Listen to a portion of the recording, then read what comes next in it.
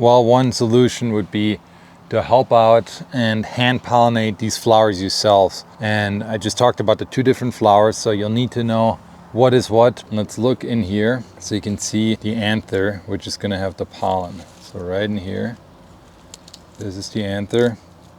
Let me just talk about the blossom end rod for a sec here, because like I said, we were running into that. So blossom end rod is basically where your fruits start to grow slightly, and then the tip of your fruit just starts to get mushy and brown and all nasty. Good morning. We're back with another apartment garden update. If you're growing squash like we are, you could be running into issues like not getting enough fruit, having fruit that are weirdly shaped, or God forbid, blossom end rot. So today I want to talk about hand pollinating your squash, show you how to do that.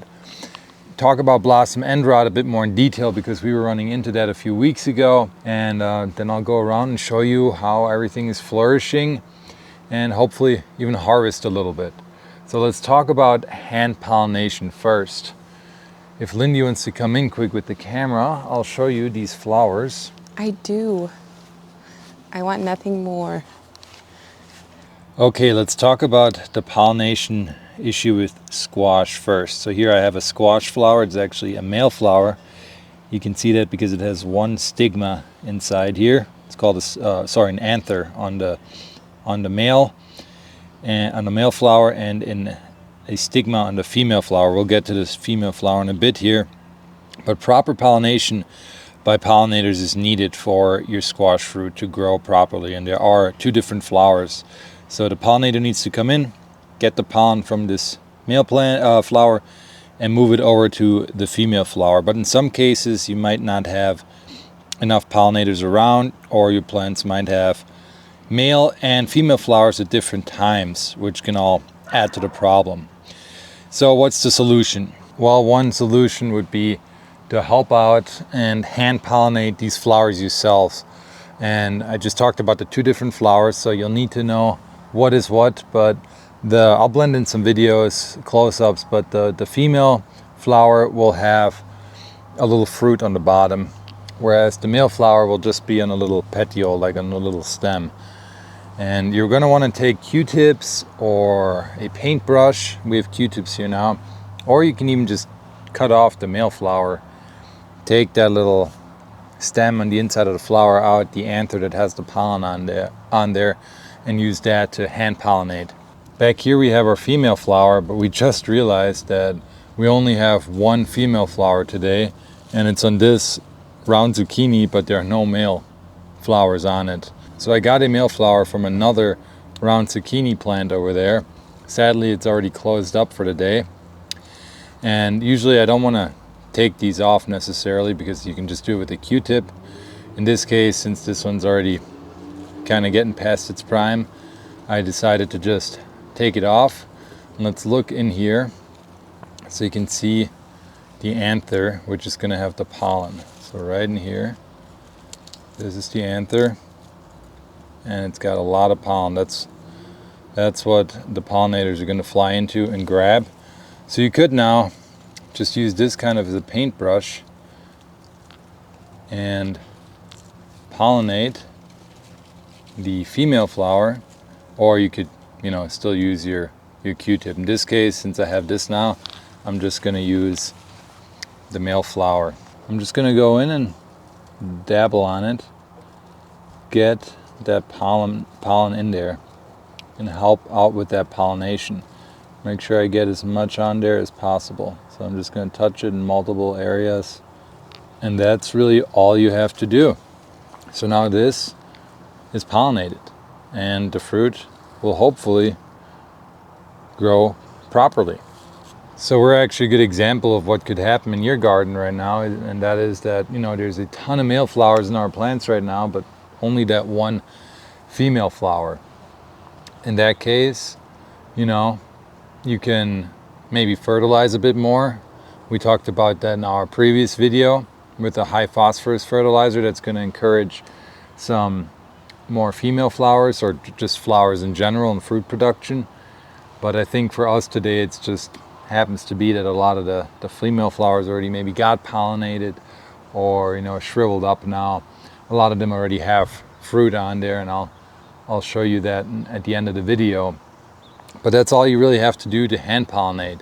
You know, obviously grab it from the same plant or similar species of plants when you're, like the male flower, when you're pollinating like this.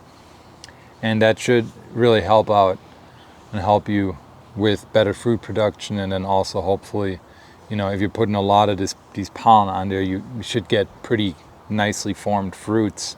We have a good amount of bees around, but, you know, I don't know. I don't think we have as many as, you know, maybe a gardener who's got a giant flower bed and whatnot. So I think it's good that we're helping out here.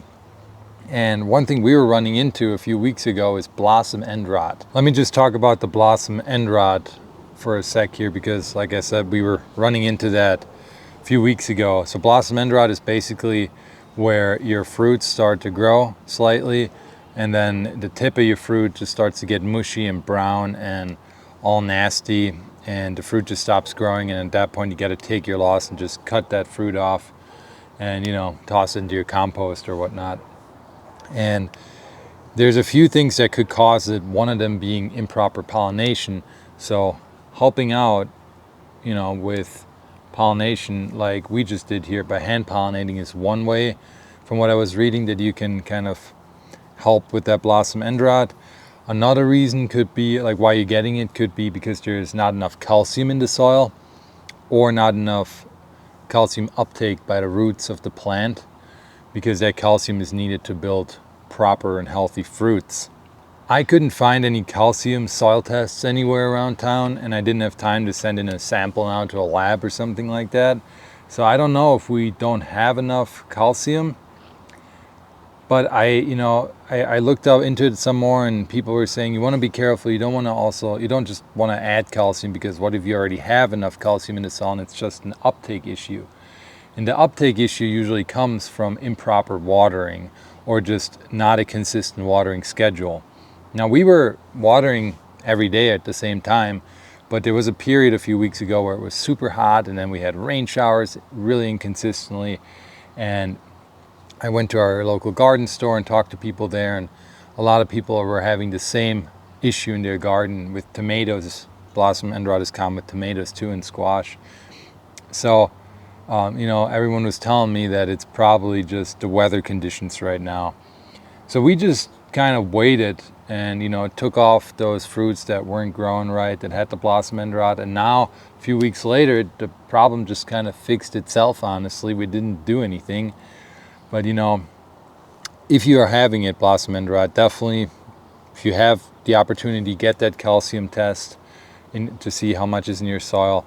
Make sure you're getting enough moisture on the plants on a consistent schedule, and also help out with the pollination. That should kind of help out with that blossom end rot, ideally. Another thing you can do is get a calcium foliar spray that you spray directly on the leaves of the plants, and that's supposed to also help with the uptake of the calcium directly into the leaves, and then the plant has it in its body and it can, you know, give it to the fruit production basically. But we didn't do that. Like I said, we just kind of waited, and it fixed itself from what it looks like.